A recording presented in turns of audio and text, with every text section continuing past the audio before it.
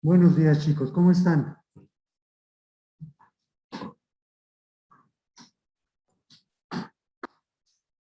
Buenos días, profe. ¿Cómo están, muchachos? ¿Me escuchan bien o hay alguna situación con el audio? Se escucha bien, profe. Perfecto. Bien, vamos a empezar entonces con nuestra sesión de hoy. ¿Quién me recuerda brevemente lo que vimos la clase pasada?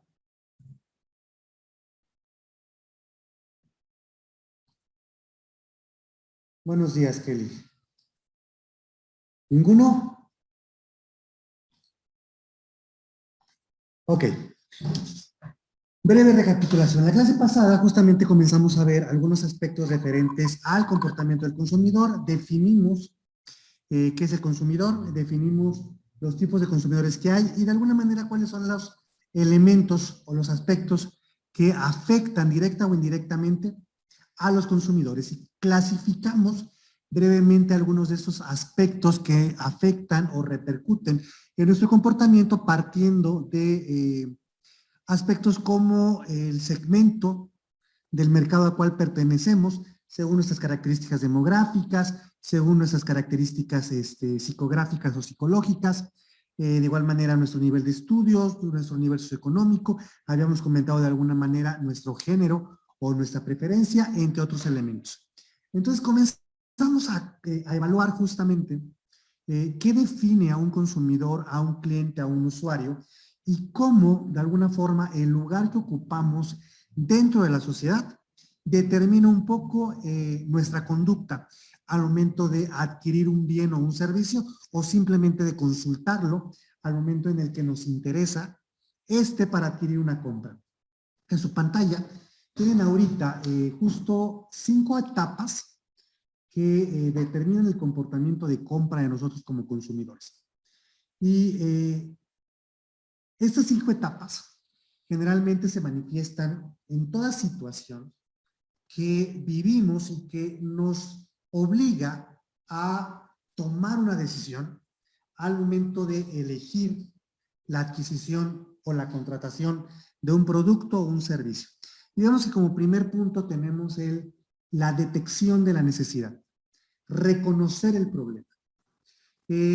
Al momento en el que elegimos o identificamos que tenemos un producto que adquirir o un servicio que contratar, es porque identificamos una necesidad.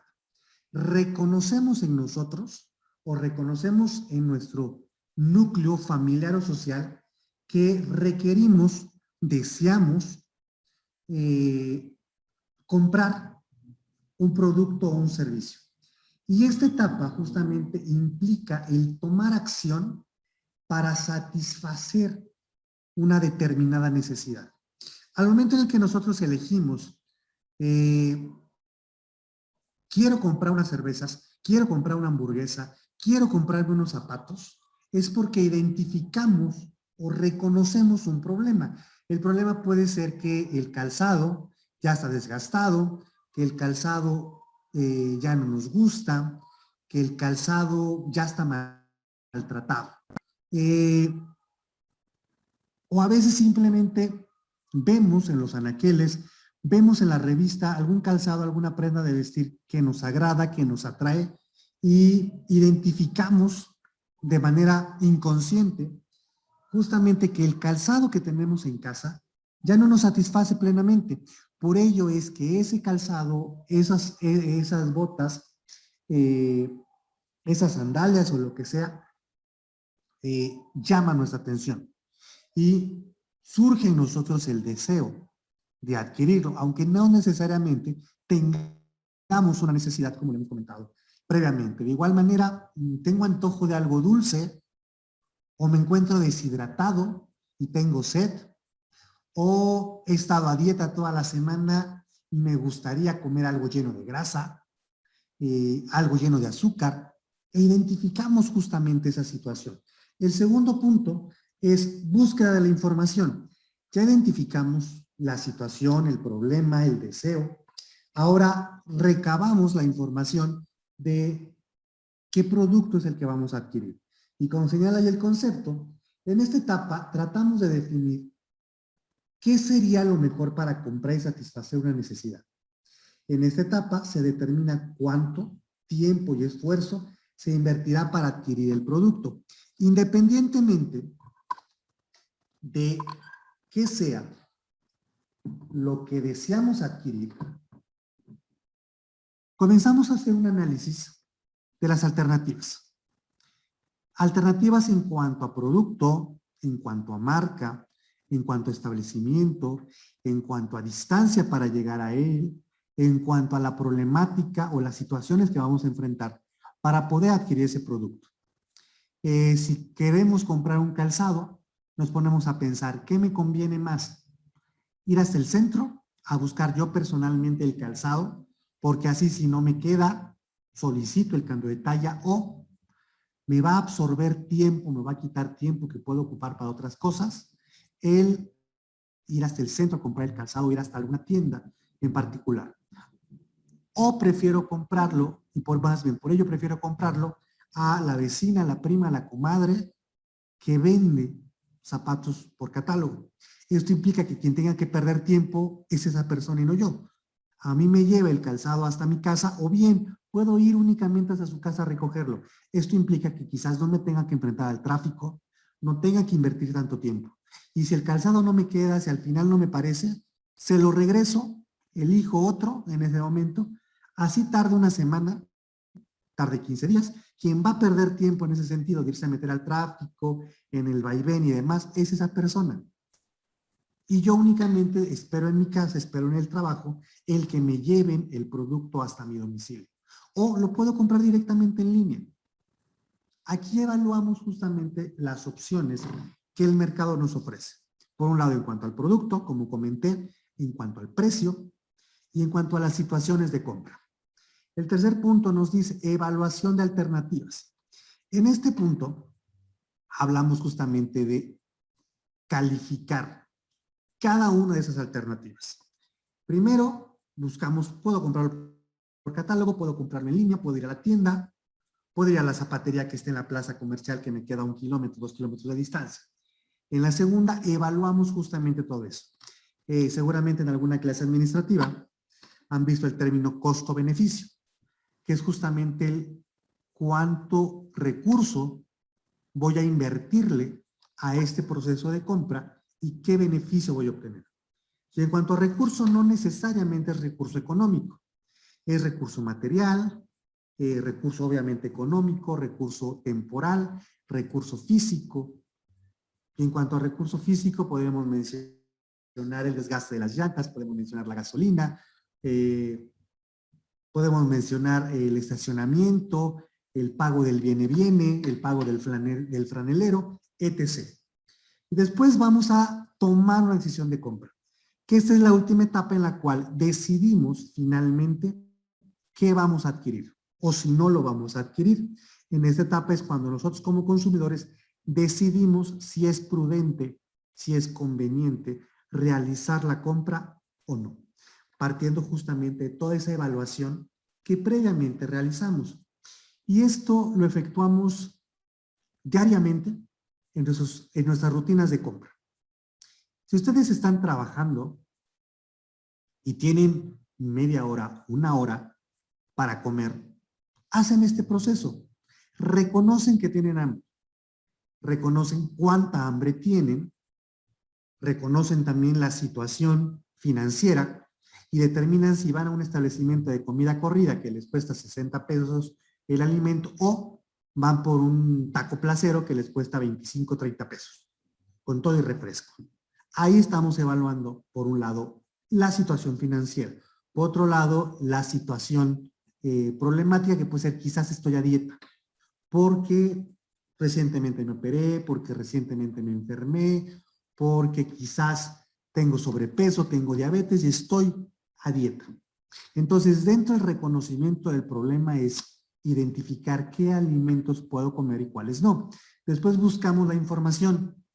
Analizamos todos los puestos de comida establecidos y ambulantes de la zona y comenzamos a identificar a evaluar justamente esas alternativas para ver cuál es más conveniente para nosotros bajo las circunstancias y el problema que estamos enfrentando. Y posteriormente tomamos la decisión de comer un taco placero o ir a un establecimiento de comida corrida o quizás comprar al frutero, porque todas las cosas que hay alrededor están grasosas y yo no puedo comer ahorita grasa, entonces únicamente me la paso ese día o esa semana comiendo jícamas, zanahorias, pepinos con sal y limón. ¿Alguna pregunta o comentario hasta acá? Dentro del comportamiento del consumidor, algunos autores hablan de una etapa post a la compra, que es el comportamiento post compra. ¿Cómo solemos comportarnos una vez que finalizó nuestro proceso de compra? Como señalan estos dos puntos, dentro de los factores que intervienen en este proceso post-compra es las variables o los aspectos como el producto, la cantidad, la forma de pago, la marca, la fecha, la tienda, el estilo, la tendencia y el precio. ¿Cómo nos comportamos como consumidores ante estas variables una vez que realizamos la adquisición de nuestro producto o nuestro servicio? Generalmente, cuando el producto es nuevo para nuestro consumo, solemos evaluarlo. Nos arriesgamos a adquirir un producto, una marca diferente, una presentación diferente, o lo adquirimos en un establecimiento distinto y evaluamos justamente el producto, sus características y el proceso de adquisición para ver qué tan cómodos nos sentimos con él. Entonces, ahí estamos evaluando justamente las características del producto una vez que concluyó la compra. La cantidad satisfizo nuestra necesidad, cumplió nuestras expectativas la cantidad, sobrepasó nuestras expectativas o se quedó escasa. La forma de pago, ¿generó algún contratiempo la forma de pago? Si fue por transferencia, ¿se me rebotó? ¿Me generó problemas pagar con el código QR? ¿Me generó problemas hacer la transferencia, hacer el depósito? ¿O quedé inconforme porque yo quería pagar con la tarjeta, pero únicamente me aceptaron el pago en efectivo? Tuve que pedir prestado a la persona con la que iba, tuve que ir al cajero, etc. Tuve que rascarle la cartera posiblemente. Todos estos aspectos que conllevan el proceso de compra, al final o al finalizar esta, realizamos un proceso de evaluación. De igual forma, dentro de este proceso entran todas las situaciones que la compra conlleva, como el servicio telefónico, como las devoluciones, como las quejas, como los cambios, ¿sí? Y estos aspectos, aunque fueron posteriores a la adquisición, repercuten directamente en el proceso de compra. Porque si tuvimos una mala experiencia posterior, son algunos de los aspectos que vamos a evaluar o a considerar al momento de realizar estas 5 etapas. Es que hace 15 días me comentó mi compadre o yo tuve una mala experiencia en ese establecimiento. Y la verdad hoy no estoy de humor como para recibir malas caras, mejor lo evito. O hoy veo a doña Chona como molesta, mejor ya no voy. O cada vez que le compro, como que la salsa pica menos, como que la memela cada vez es más chica, no me llena, mi paladar no queda satisfecho, etc. ¿Vale? Con esto, con esas 2 diapositivas, cerramos justamente el tema correspondiente al comportamiento del consumidor de manera literal como concepto. Y vamos a comenzar a hablar de aquellos factores, aquellas variables que directamente repercuten en nuestro comportamiento como consumidor, y hay una clasificación. Estos factores pueden ser externos o internos. Recordando sus clases de mercadotecnia, seguramente vieron el concepto de macroambiente y microambiente. El macroambiente es todo aquello que no podemos controlar. Y el microambiente son aquellos aspectos que forman parte de la empresa y que la empresa puede controlar. De igual manera, podríamos tomar esas definiciones, esos conceptos, como referencia para hablar de los factores externos. Los factores externos son justamente todas aquellas variables del macroentorno y el microentorno que no están directamente bajo nuestro control, pero sí influyen en nuestro comportamiento como consumidores.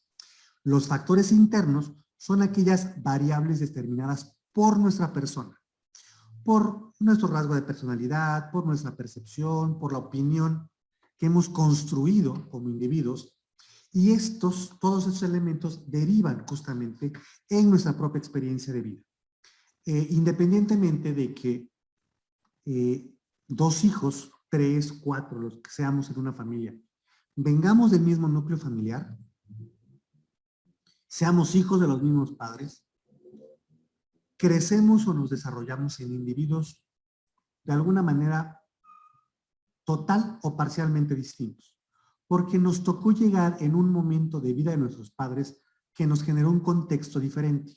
¿Sí? Si mis padres tuvieron a mi hermano o a mi hermana a la edad de 25 años y a mí me tuvieron a la edad de 30, la mentalidad, los procesos de madurez de mis padres, las experiencias vividas, la estabilidad económica será diferente.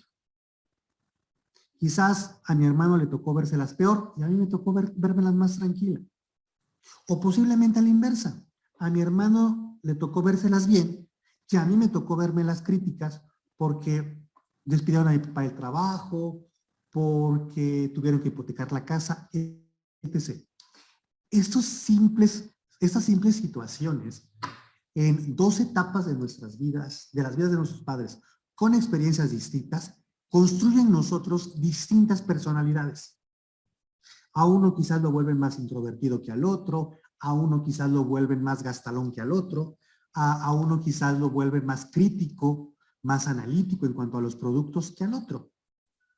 Eso por un lado. Por otro lado, las mismas situaciones arrojan construyen distinta forma de ver nuestro entorno. La forma en la que opinamos de un producto, la forma en la que opinamos de un servicio, los criterios que valoramos como bueno o como malo de un producto, de un servicio. De igual manera, las escuelas a las que fuimos, los maestros que nos tocaron, los compañeros con los que convivimos, construyen distintos aspectos de nuestra persona.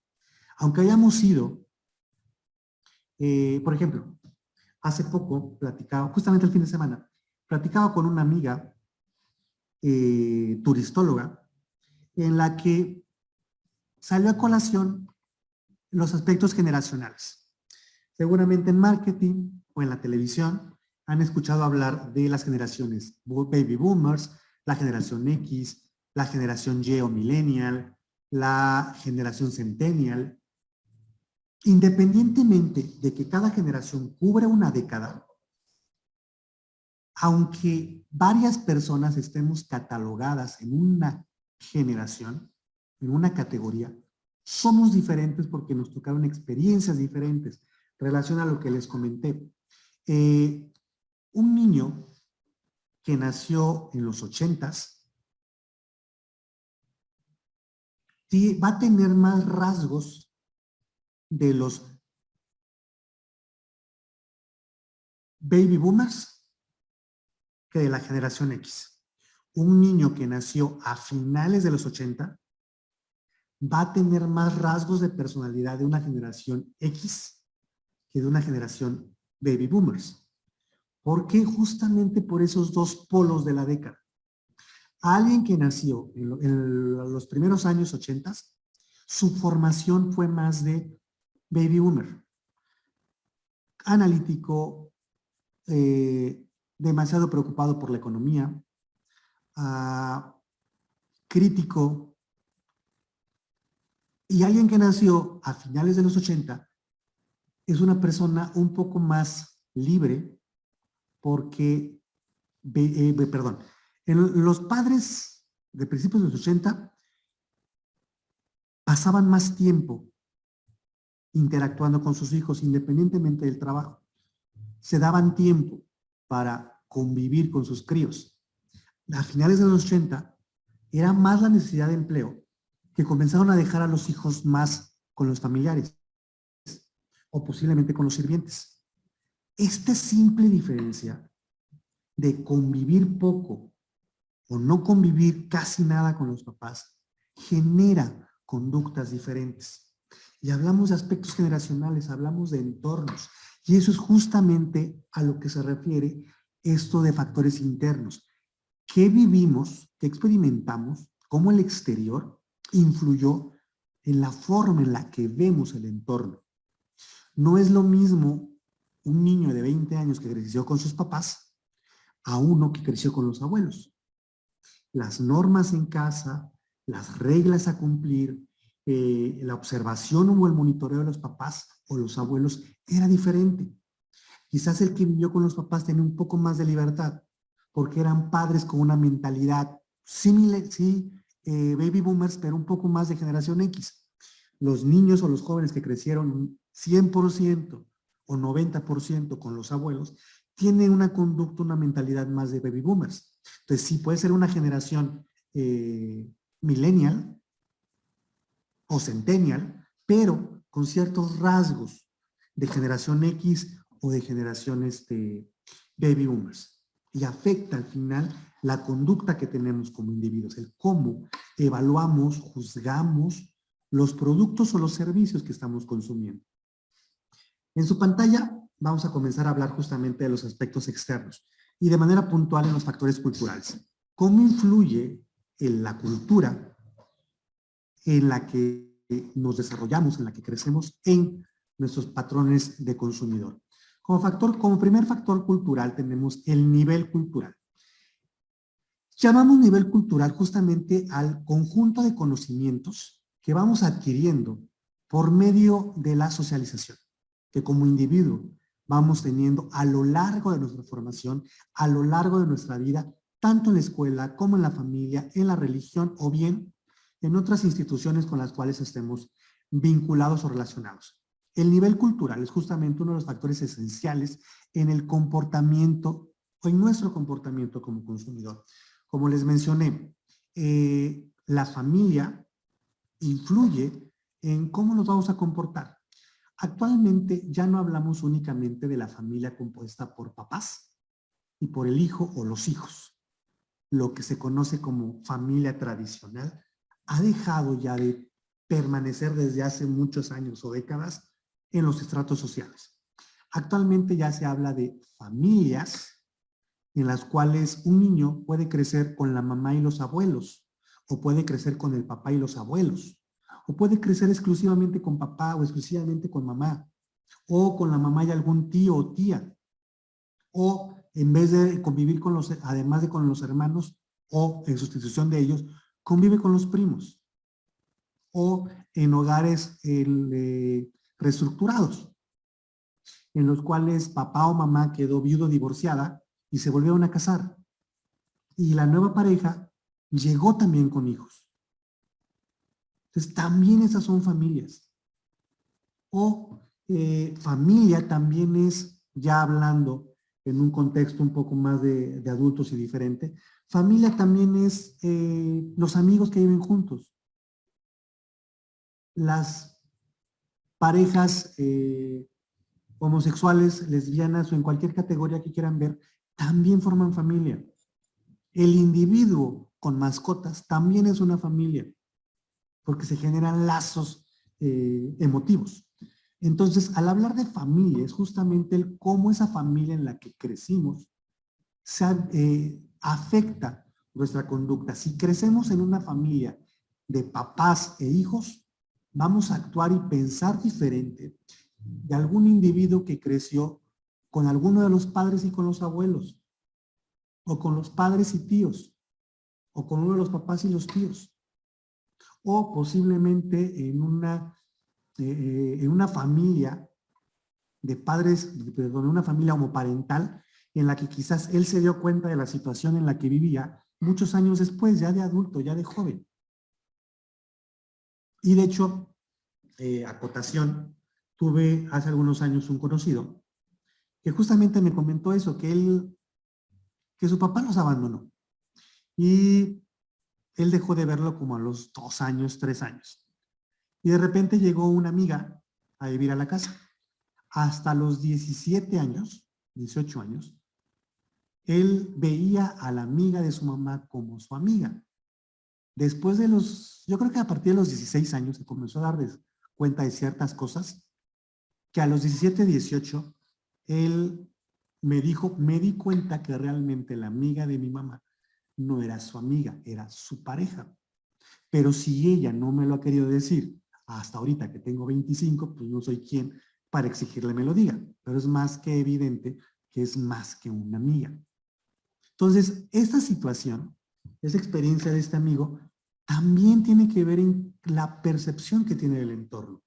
Cómo esta microcultura en la cual ha crecido de manera familiar, o hemos crecido de manera familiar, puede afectar, bueno, suena muy duro y agresivo el afectar, repercute en la percepción que tenemos hacia los productos, hacia el entorno. Y de igual manera, la religión en la que crecemos.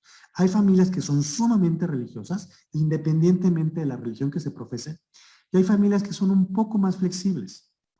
Esto también va a repercutir en los patrones de conducta que tenemos al adquirir un producto. Una persona que viene de una familia evangelista, de una familia protestante, si hablamos de una mujer, las prendas de vestir que va a adquirir van a ser prendas más sobrias, en tonalidades grises o cafés, o quizás claras, blanca y beige, o color camello. Faldas largas, faldas sin escote, blusas sin escote, blusas con manga, suéteres. Y alguien que no vive en este contexto religioso, siendo mujer, pues quizás va a escoger ropa con mayor color, como lo vemos en la imagen que tiene en pantalla. No le va a importar si las blusas es de manga corta, si tiene escote o no tiene escote, si es larga o corta, debajo o arriba de la rodilla. De igual forma, si usa el cabello largo o no, si usa maquillaje, qué tipo de maquillaje. Si hablamos de las mujeres.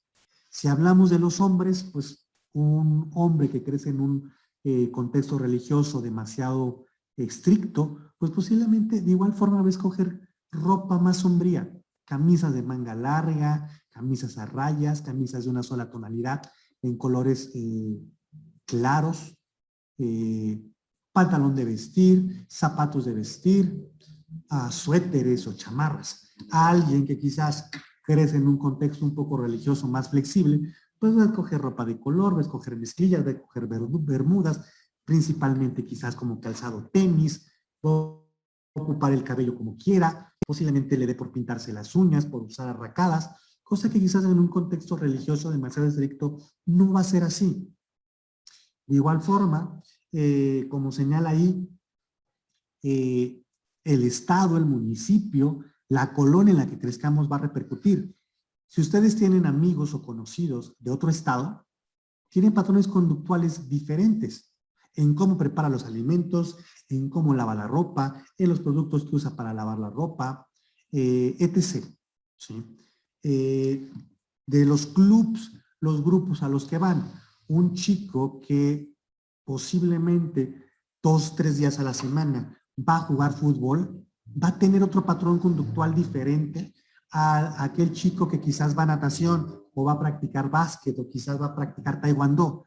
Van a coincidir algunos aspectos porque son deportivos, son deportistas, pero el deporte va a marcar cierta diferencia en su patrón conductual.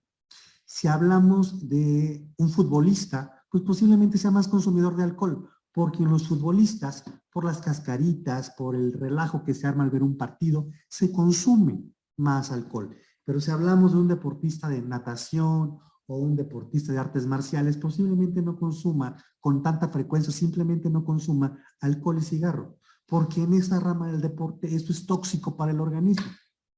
Entonces, si quieres tener un mejor desempeño, pues simplemente evitas el consumo de estos productos. Y es justamente a lo que se refiere esta parte del nivel cultural.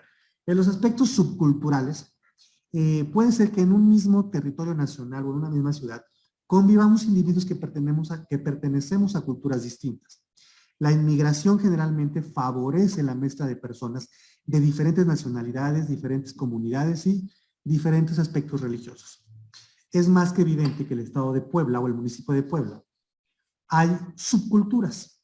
Y a lo que se refiere justamente es que dentro de una localidad, sea a nivel nacional o a nivel doméstico, como en el caso del municipio de Puebla, hay una diversidad cultural dentro de la propia cultura poblana.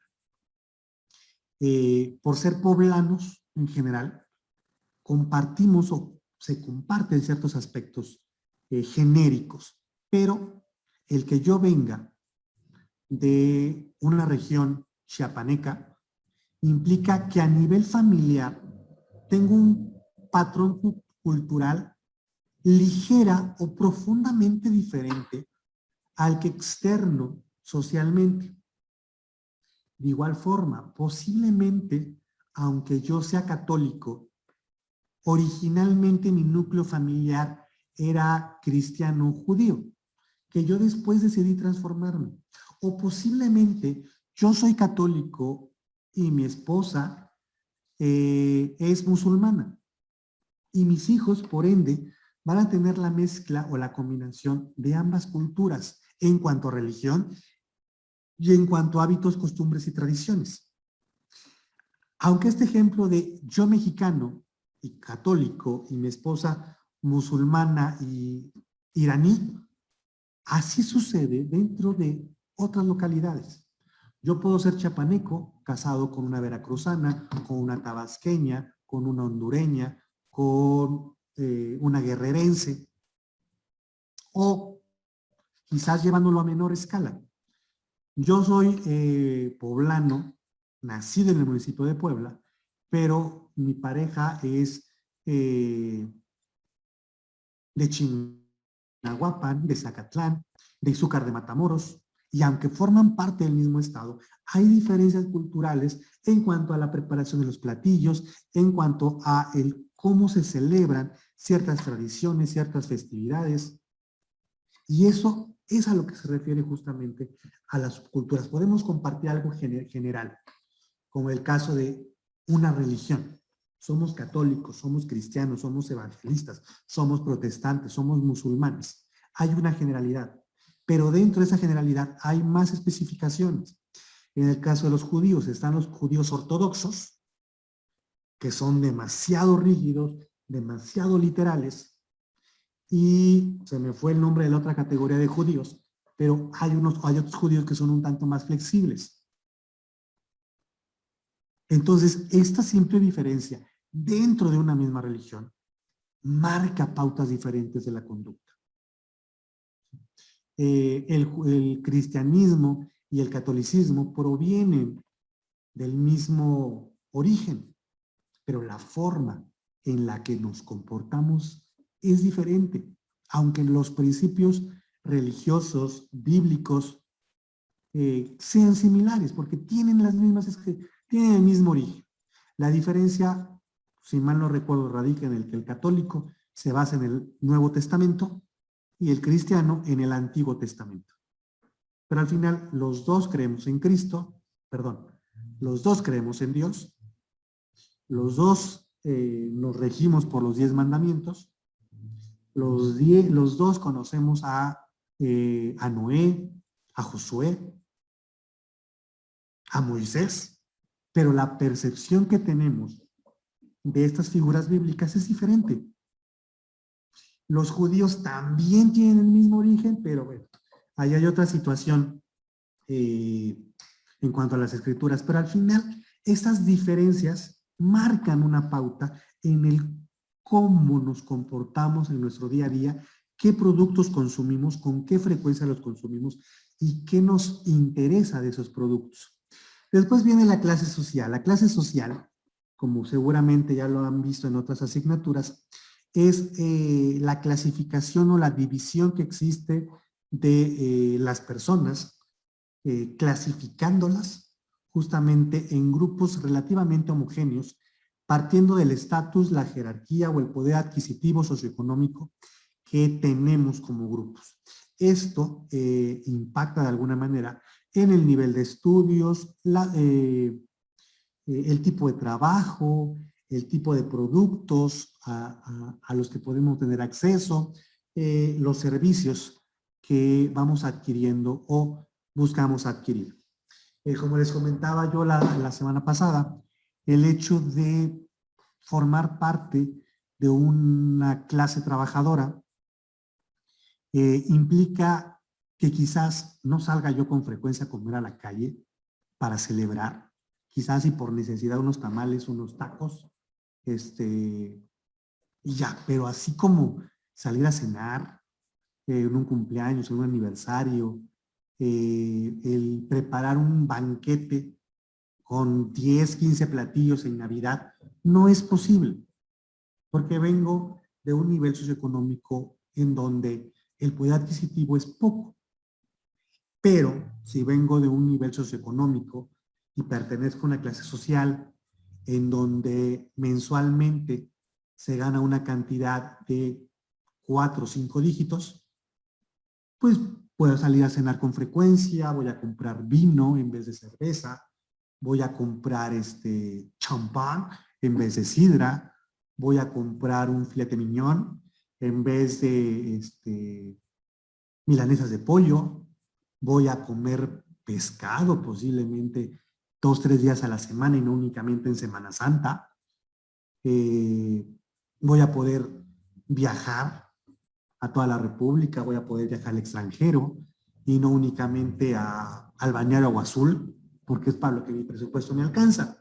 Voy a permitirme el lujo de que mis hijos estudien en el TEC de Monterrey o se vayan a Harvard.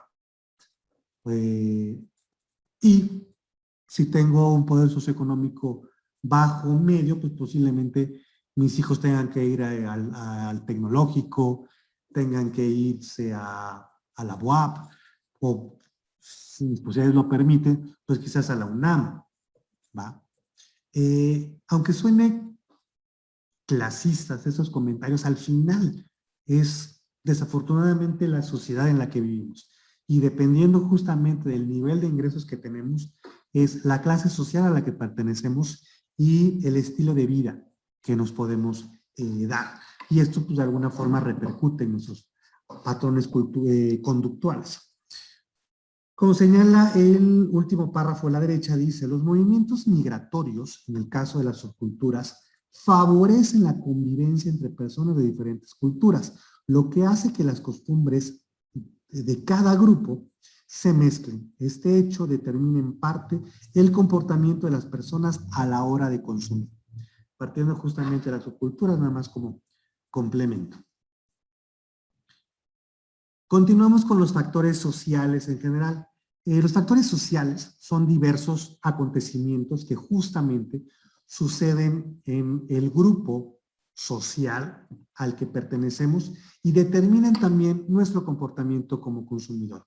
La familia y los grupos a los que pertenecemos, así como el rol o estatus que tengamos en esos grupos.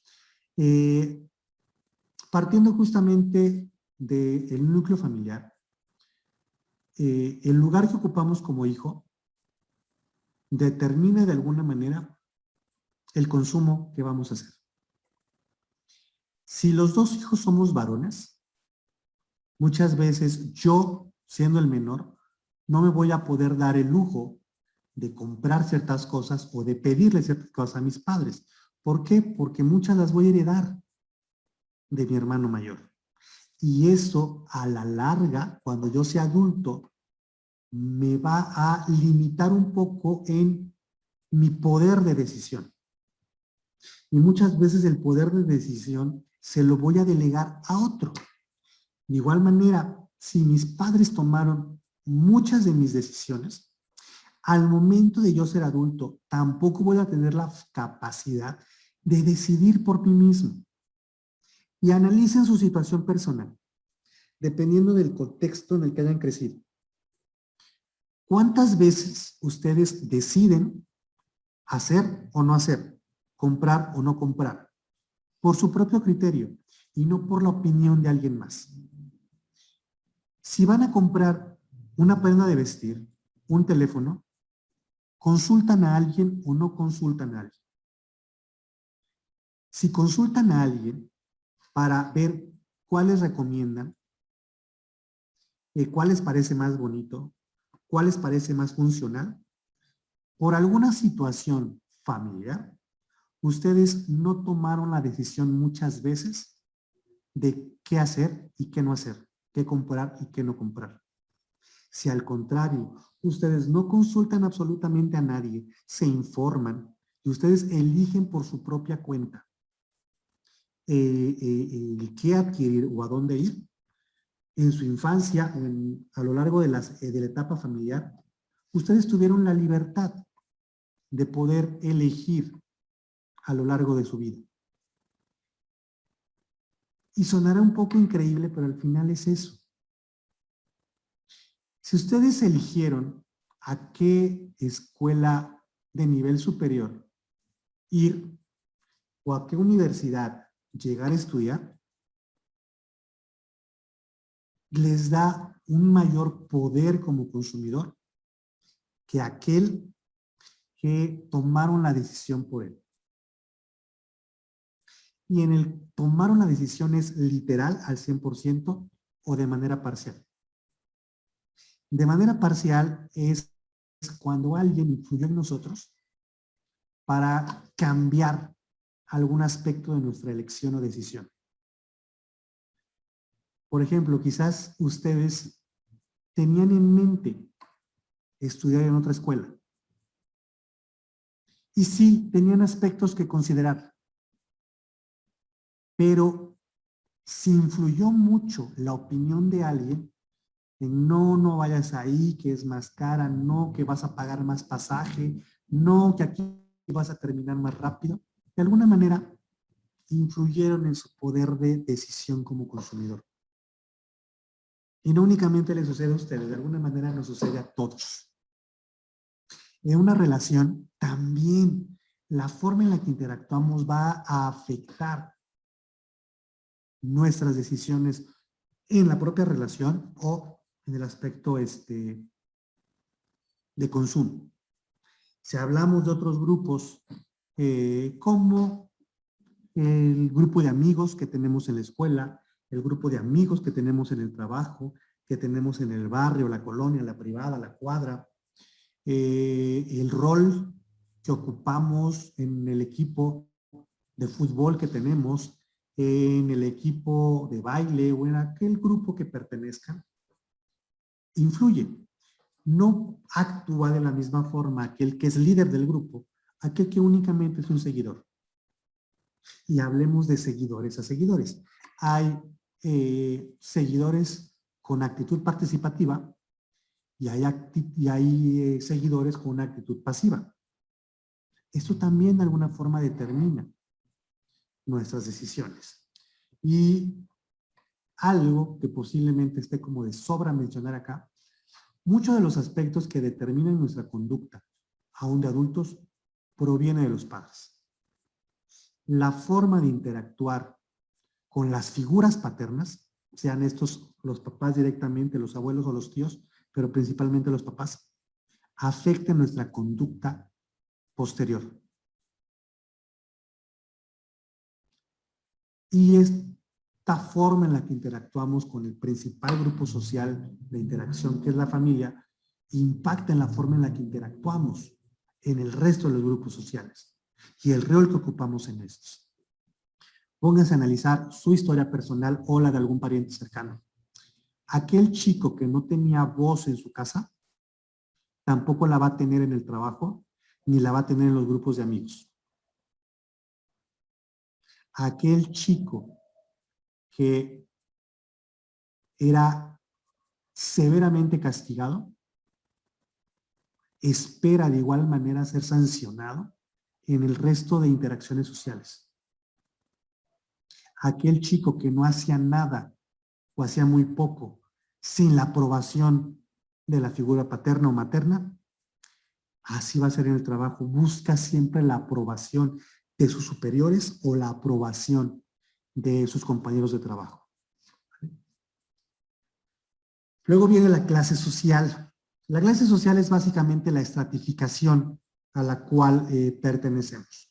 Es el proceso en virtud del cual una sociedad determinada queda dividida en estratos, como hemos mencionado, cada uno de los cuales extraña un grado distinto de prestigio, de prosperidad, de poder.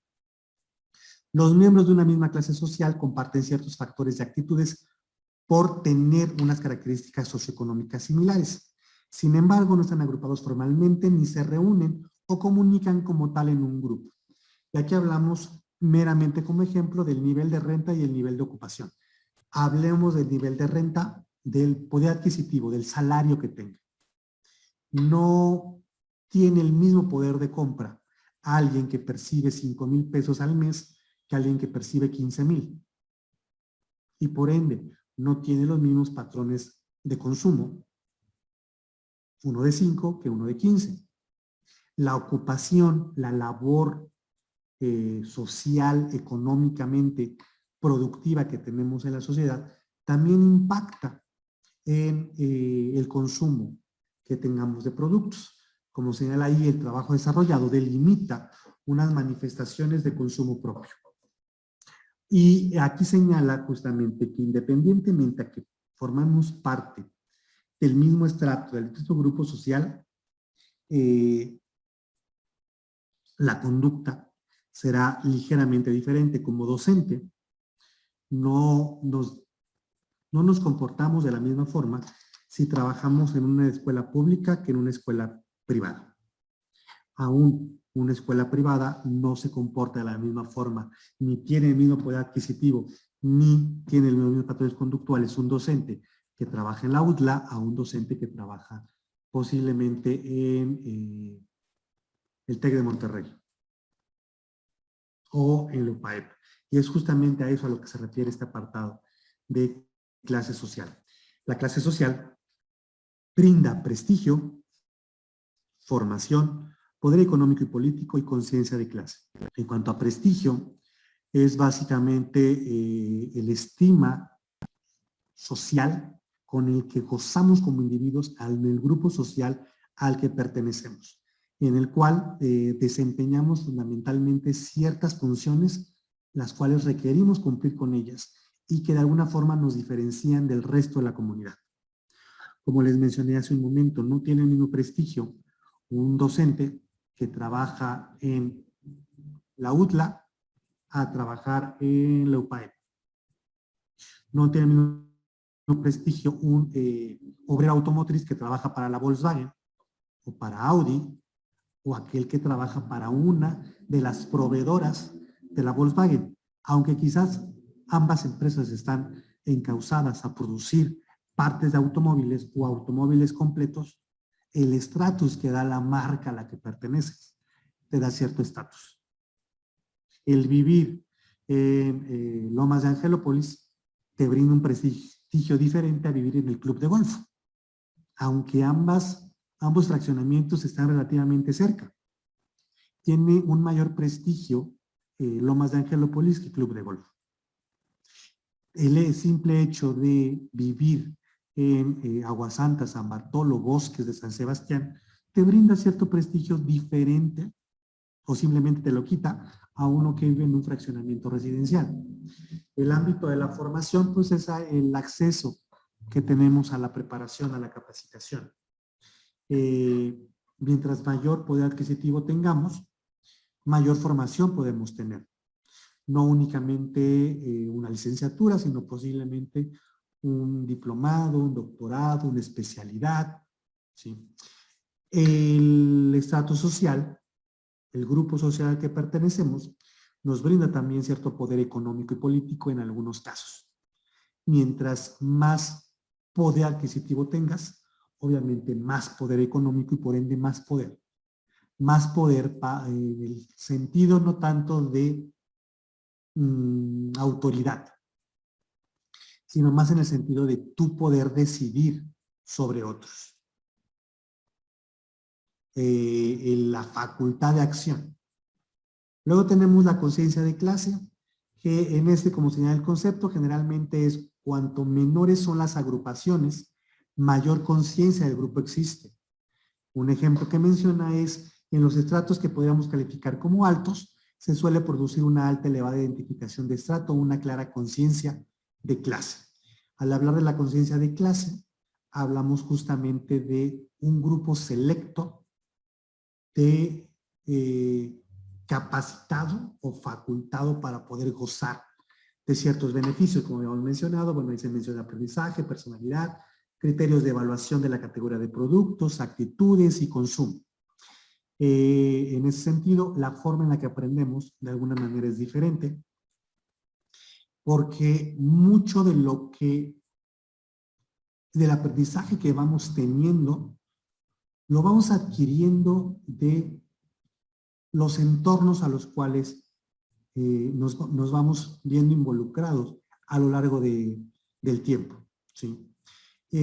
Nosotros, bueno, una clase baja, una clase media, difícilmente puede conocer de la cultura hindú, de la cultura musulmana, del significado de ciertos aspectos europeos.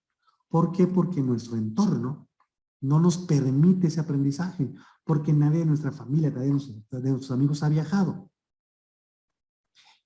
Mucha de nuestra formación es vivencial.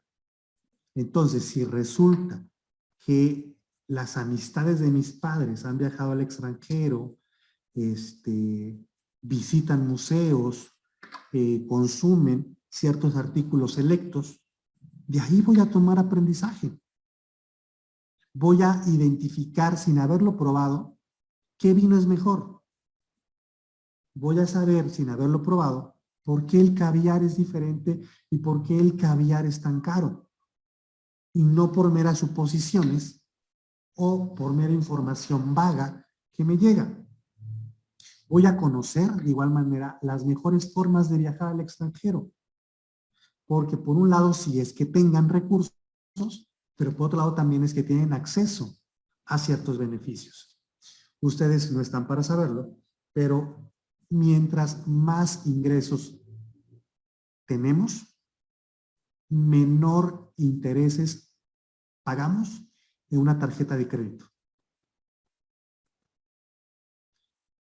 Aquellos que tenemos un nivel de ingresos de en promedio 10,000 pesos mensuales, se paga un CAT, que es el impuesto anual, de 13%.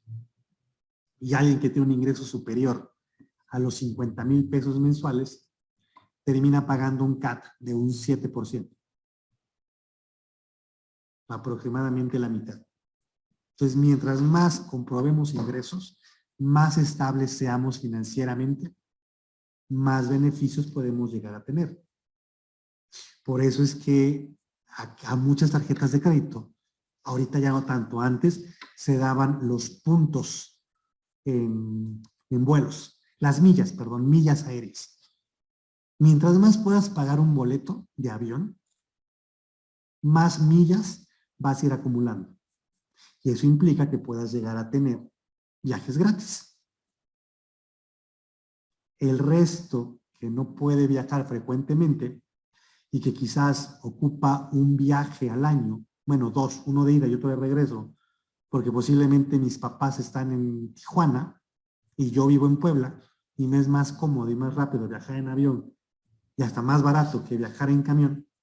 Entonces ocupo 2 vuelos al año. ¿Cuántas millas aéreas me pueden acumular 2 vuelos al año? Cuando posiblemente en una tarjeta de crédito familiar se dan los boletos de mis hijos, mis boletos de avión, quizás al año se pueden acumular 6, 8 viajes. Entonces, a eso se refiere la parte también del estatus social y el aprendizaje que brinda.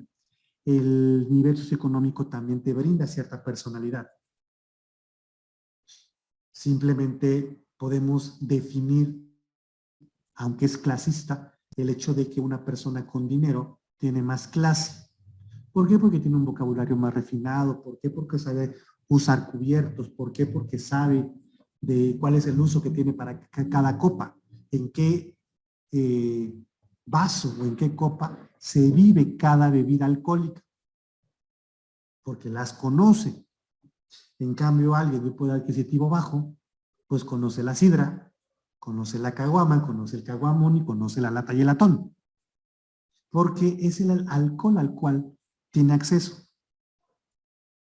Ya si goza de un mayor poder adquisitivo, pues posiblemente pueda tener acceso a una botella de vino, pero no más de 200, 300 pesos. Mientras que alguien que sí tiene poder adquisitivo, pues pueda acceder a botellas de 2,000, 3,000 pesos.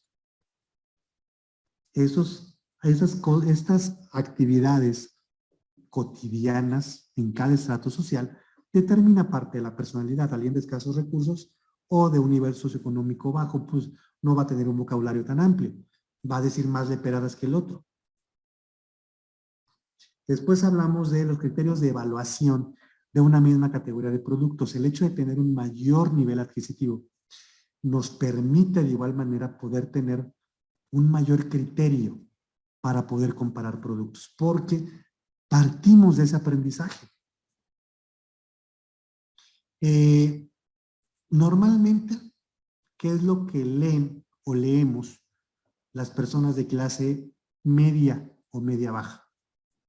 Si acaso leemos las noticias actualmente en el celular o el periódico, si hablamos de los baby boomers, quizás alguna revista política o revista especializada en algún rubro, pero son básicamente acceso a información local.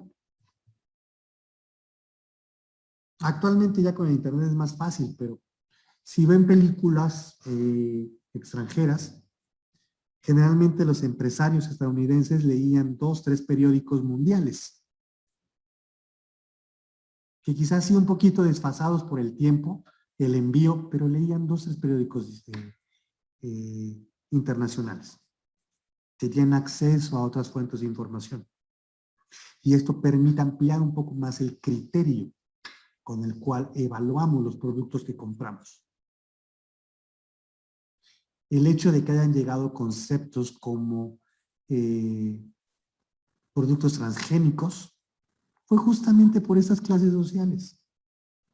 El que llegara una filosofía fitness, el que llegara una filosofía vegana o vegetariana, fue justamente por estos grupos sociales que comenzaron a tener cierta información que el resto no. Información de que quizás los productos para su cultivo, para rendir más, para que aguanten más en el traslado y se pudran menos, están siendo tratados con ciertos químicos. Aunque suena chiste, el hecho de que inflan con aire o con un químico los pollos para que se vean más grandes y más rosas. El hecho de que el aceite de coco en teoría es más sano que los aceites de cocina que utilizamos, sin importar si es de girasol o de soya. El hecho de tener un aprendizaje y una información diferente enriquece los criterios de evaluación. Sin ánimos de sonar peyorativo, analicen su familia o sectores cercanos a su familia. El hecho de que una persona tenga acceso a un nivel de educación superior permite que vea de una forma distinta los hábitos de su familia, el consumo de su familia. Y sugiere o propone comprar en distintos establecimientos ahora los productos o comprar nuevos productos. Va a sonar muy clasista, pero quizás de niño a mí me peinaban con limón. Y en el momento en el que llego a un nivel superior, conozco otros productos para peinar el cabello además del limón. Que está el mousse, que está el spray, que está el gel, que está la cera. Y es parte del aprendizaje del entorno en el cual estoy viviendo que me permite llevar a otros aspectos mi criterio de evaluación y selección de un producto. Luego vamos con las actitudes, bueno, conducta en el día a día. Y por último, el consumo. Partiendo justamente de evaluación y de factores de género, determina un consumo de productos. Los grupos sociales son básicamente los grupos de referencia a los cuales un individuo pertenece y en los cuales nos identificamos como tal, y que influyen justamente en la formación que tenemos partiendo de las creencias, actitudes y comportamientos. Estos grupos sociales a los cuales podemos pertenecer se clasifican en dos: en los grupos de los que somos miembros y el grupo de los que queremos pertenecer o aspiramos pertenecer. El grupo al cual pertenecemos se divide en primario y secundario. El primario son las relaciones más frecuentes y el secundario son relaciones esporádicas. Como grupos primarios podemos mencionar la familia.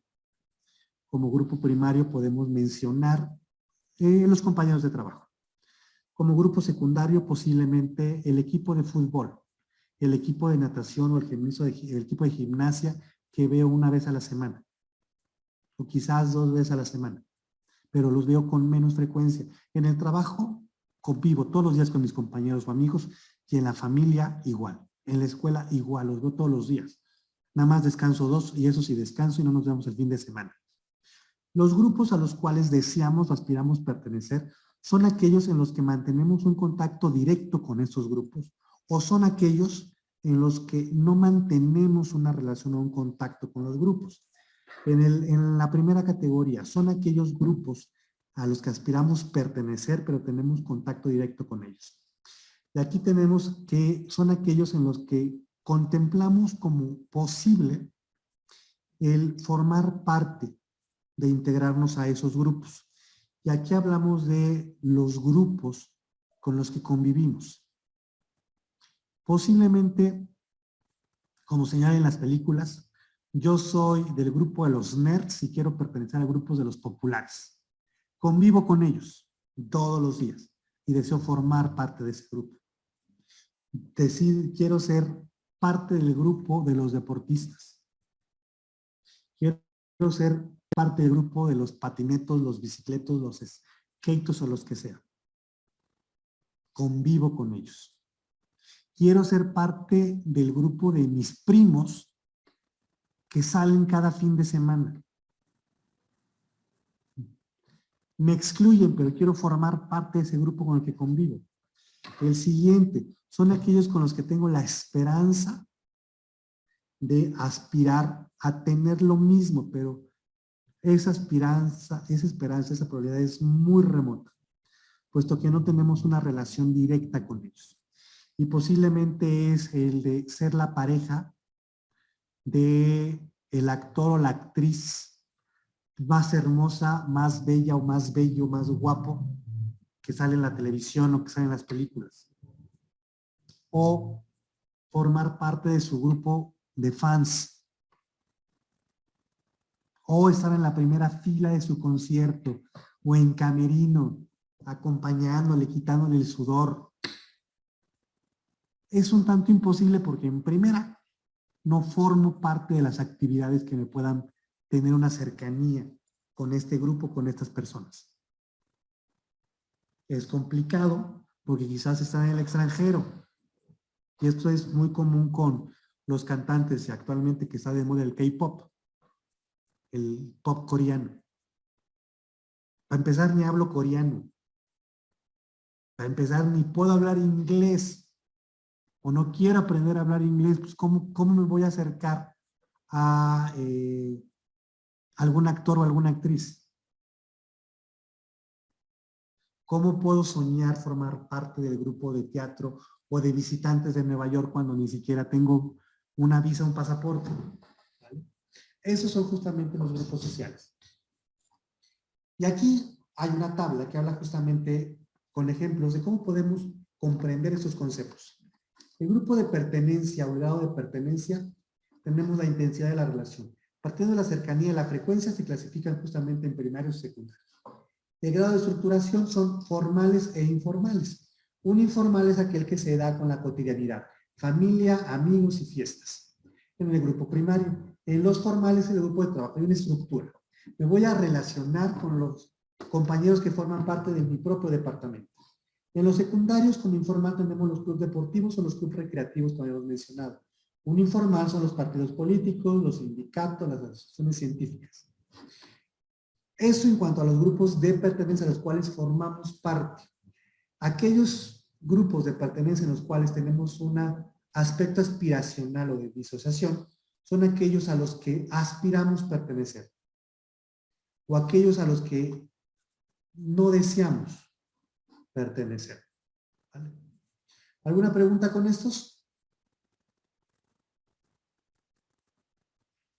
No, Ok, profe. aquí tenemos justamente ejemplos de grupos de referencia, la familia, los roles y el estatus. Los grupos de referencia son aquellos grupos que tomamos, como el nombre lo dice, como un comparativo. Son aquellos grupos que, o aquellos individuos que tienen ciertas conductas, cierta imagen que deseamos imitar y los tomamos como punto de partida, como referencia, como ejemplo, para ser como ellos.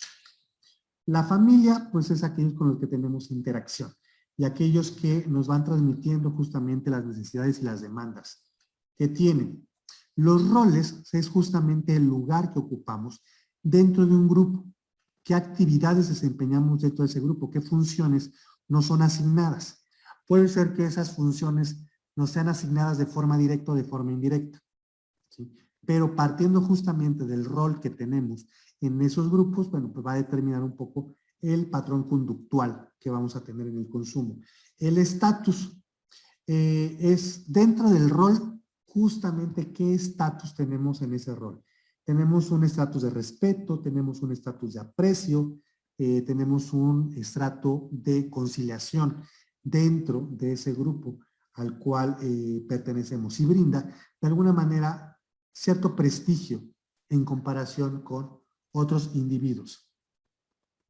El formar parte de un grupo social ejerce en nosotros tres influencias.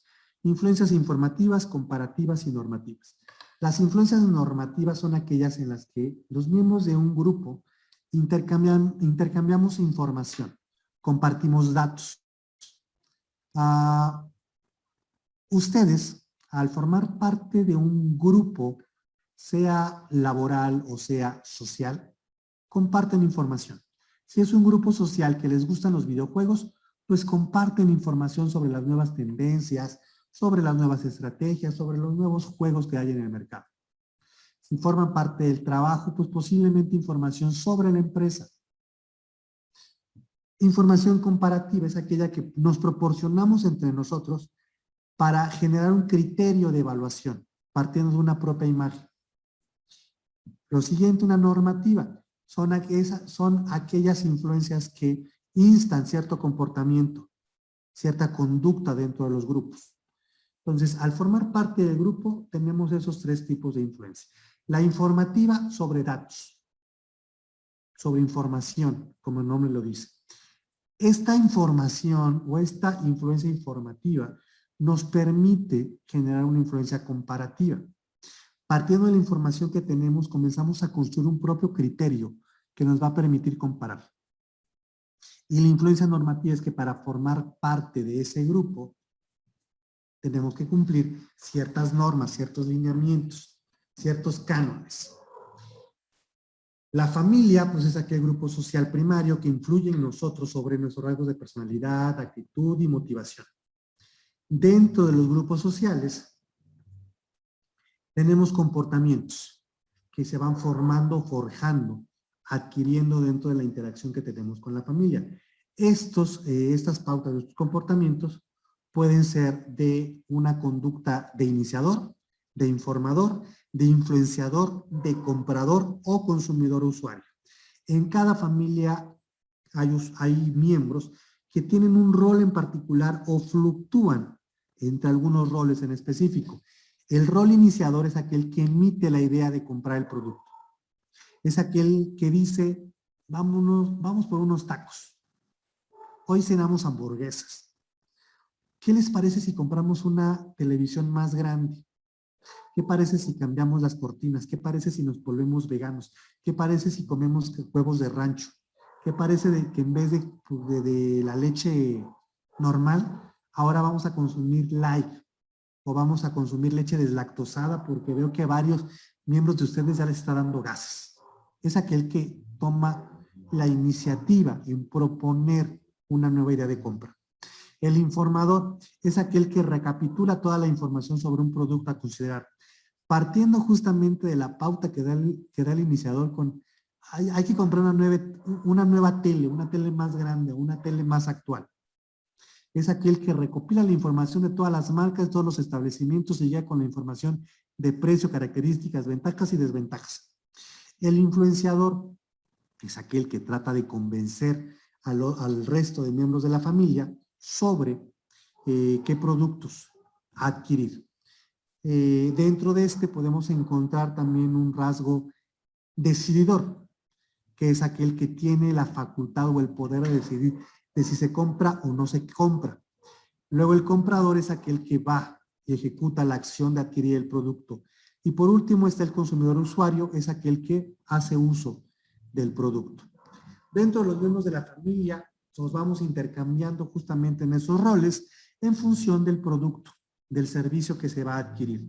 De igual manera, dentro del número de miembros que tenga la familia y que por ende se da la flexibilidad de asumir uno, dos o más roles. Otro aspecto es el ciclo de vida familiar. Les mencioné de manera muy breve la semana pasada que hay familias que tienen hijos, familias que no tienen hijos, familias que tienen hijos pero son adultos. A esto nos referimos justamente con el ciclo de vida familiar, que son todas las variables que componen las posibles combinaciones que se generen dentro de los aspectos demográficos, civil, tamaño, edad de los miembros, estatus del empleo, edad de los padres, el nivel de ingresos y que van a interferir directamente con la situación familiar que se vive dentro de la familia. Y aquí tenemos justamente los ejemplos de los ciclos familiares. Dentro del ciclo familiar inicial tenemos la etapa de soltería. Generalmente es gente joven y soltera que no tiene ningún compromiso y que vive en casa de los padres. Estos tipos de personas tienen pocas cargas financieras y principalmente orientan sus recursos y sus actividades al ocio. Y sus compras son muebles básicos, automóviles, vacaciones, esparcimiento, videojuegos, revistas, prendas. Luego están las parejas recién casadas, pero sin hijos, que tienden a ser jóvenes. Como características es que poseen una buena posición financiera y tienen una tasa elevada de compra, ya que al no tener compromiso con los hijos, generalmente las compras que realizan son para autoconsumo. Y tenemos automóviles, tenemos electrodomésticos, tenemos muebles más duraderos, tenemos vacaciones, tenemos esparcimiento. Luego está el nido completo, son aquellas familias que tienen hijos menores de 6 años. Hay una posición financiera que comienza a ser insatisfactoria porque lo que se gana ya no rinde para las necesidades de la casa. La liquidez, la solvencia financiera, tiende a ser escasa o precaria. Y generalmente las compras se van enfocadas a las necesidades de los hijos. Alimentos, ropa, juguetes, pediatra y demás. Luego están los nido completo nivel 2, que son los niños mayores de 6 años. En esta existe una posición financiera que comienza a ser un poco más aceptable porque los gastos del niño comienzan a bajar y en el cual ya hay una mayor libertad en que la esposa tenga un ingreso. En el nivel 1 es precaria porque generalmente se requiere atención del niño, salvo que se deje con niñeras, guarderías, pero se tiene que pagar eso. Entonces es como si la mamá, si el salario de la mamá que trabaja se va en todos estos gastos adicionales por no estar con el niño. En el nivel 2, bueno, ya se manda a la escuela, ya hay un pago menor de guardería, por ende hay una mayor solvencia financiera y las compras se van a alimentos, artículos de limpieza, bicicletas, ya hay una división entre el esparcimiento de los padres y el de los niños, las necesidades comienzan a ser similares. Nido completo 2 son los matrimonios ya en edad con hijos de una manera dependientes. Poseen una buena situación financiera, la esposa sigue trabajando y los recursos que se adquieren son básicamente bienes duraderos, renovación de la casa, esparcimiento y satisfactores personales del matrimonio. Luego tenemos el nido vacío. Bueno, en el nido completo 3 hay hijos independientes, ¿verdad? Hay hijos que de alguna manera comienzan a fluctuar entre la independencia y la dependencia. Nido vacío 1 es cuando los hijos dejan el hogar, ya sea porque se siguen solteros pero se van por su cuenta o adquieren ya un matrimonio. Hay una posición financiera satisfactoria porque ya no hay que apoyar al hijo, y ya es básicamente para el matrimonio. Ya hay vacaciones, ya hay artículos de lujo, ya hay mejoras en la casa, ya se comienza a destinar para uso personal, salud, esparcimiento, diversión, relajamiento. Nido vacío 2 es cuando uno de los miembros se jubila. Hay una disminución drástica de los ingresos, ya de alguna forma la casa comienza a ser propiedad de los padres, pero comienza a haber mayor enfoque a atención médica. Estamos hablando ya de que el nido vacío los miembros tienen 50, 60 años y comienza a haber mayor producto médico y farmacéutico. Supervivencia es cuando la persona, uno de los cónyuges queda viudo y tiene que regresar a trabajar para poder sustentarse. Hay una mejora en los ingresos, puede haber la oportunidad de vender la casa para mejorar la solvencia económica, ya que los recursos se siguen destinando a una atención médica y de uso personal farmacéutico para mantener la salud. Y luego está el superviviente, que es la persona solitaria, retirada, que los ingresos son escasos porque vive de una pensión. Hay una necesidad de atención, de cariño, de compañía, pero el enfoque de los gastos sigue siendo para mantener una salud estable. Estos de alguna manera son los rangos en los cuales podemos hablar del ciclo familiar. Hablamos de la etapa de soltería, que es cuando me independizo, pero estoy soltero. Hay parejas recién casadas, sin hijos, tienden a ser jóvenes. Nido completo, llegan los hijos, se tiene cierta juventud. Nido completo 2, los hijos son mayores, se entra en una etapa de adultez. Nido completo 3, se es plenamente adulto, se tiene que mantener al crío. Nido vacío 1, los hijos se van, pero el matrimonio sigue en conjunto. Nido vacío 2, uno de los miembros de la familia se retira de trabajar por edad o por tiempo de trabajo, que ya actualmente ya no aplica tanto, aplicaría más por edad. Supervivencia es cuando la persona que sobrevive es la que trabaja, entonces, bueno, tiene su nivel de ingresos alto. Y el superviviente 2 es cuando la persona que se queda viuda es una persona retirada que vive con la mitad de su salario. ¿Alguna pregunta con estos? No, profe, gracias. Este ciclo de vida determina justamente los consumos, como vimos a grandes rasgos en las compras. Es un poco más amplio, pero de alguna manera nos da una pauta justamente de cuáles son las adquisiciones que se suelen comprar. En la soltería, pues son más autosatisfactores. No tenemos una preocupación por el futuro. En la pareja recién casada, bueno, ya se empieza a ver a futuro, se empieza a comprar bienes que sean duraderos.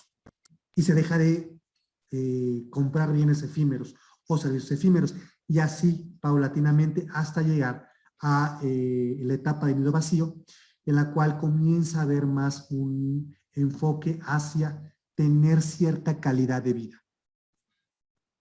Y posteriormente, esa calidad de vida se enfoca paulatinamente a pues tener salud. Comienzan a haber enfermedades, comienza a haber disminución de las defensas, comienza a haber disminución de las fuerzas y tenemos que requerir mayor atención médica. Pues bien, chicos, si no hay preguntas, vamos a dejarle acá y nos vemos entonces el día jueves.